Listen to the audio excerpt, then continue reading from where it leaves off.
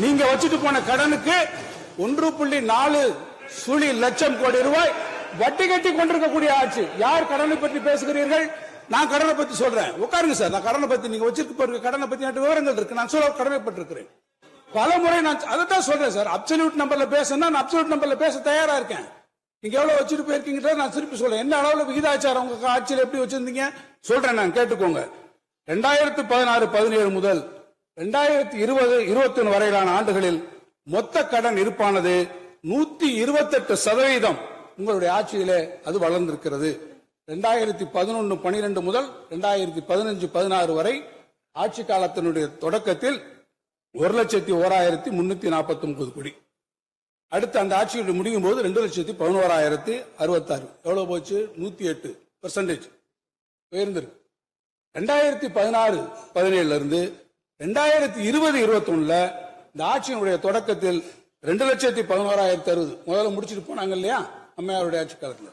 அடுத்து உங்களுடைய ஆட்சி காலத்தில் 2,11,066 கோடியாக இருந்தக்கூடிய இந்த கடன் ஆட்சியை நீங்கள் முடிக்கிற போது 4,80,300. எத்தனை சதவீதம் கூடி இருக்கு தெரியுமா? 128%. இந்த மொத்த கடன் இருப்பு 128% வளர்ந்திருக்கக்கூடிய உங்களுடைய ஆட்சி. 2020-21 நாங்க ஆட்சிக்கு 21-22 நாங்க ஆட்சிக்கு வரோம். 21 இருந்து நீங்க விட்டுட்டு போன அந்த 4,80,300 5 லட்சம் கோடி நீங்க வச்சுட்டு போயிருக்கீங்க. இன்னைக்கு 9,23,000 கோடி வந்ததுனால் இதனுடைய கடன் வளர்ச்சியை நீங்கள் பார்ப்பீங்கன்னு சொன்னால் 4வது தேர்வரில் 93% தான். இப்ப பாருங்க, 108% கடனை யார் வளர்த்தது?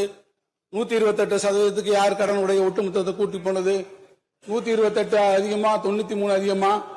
கடனுடைய வளர்ச்சியில் அதிகமாக ஒட்டுமொத்த கடன் இருப்பில் 128% வளர்ச்சியை கண்டது உங்கள் ஆட்சி.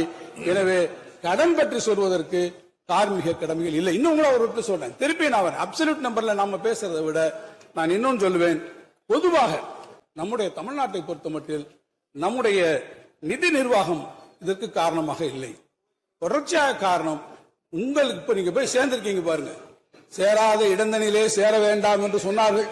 அதை மறந்து விட்டு நீங்கள் போய் சேர்ந்திருக்கிறீர்களே, அந்த ஆட்சி இல்ல, நீங்க சேர்ந்திருக்கீங்க. சேர்ந்த காட்சியினால்தான் அந்த ஆட்சி மாற்றாந்த மனப்பான்மையுடன் தொடர்ச்சியாக செய்யக்கூடிய காரணத்தினால்தான் நான் இந்த அவையிலே சொல்வேன். 5வது நிதிக்குழுவின் பரிந்துரையில் இருந்து இப்போது 14வது நிதிக்குழுவின் பரிந்துரை வரை மத்திய வரிகளிலே தமிழ்நாட்டினுடைய பங்கு குறைந்து கொண்டு வருகிறது.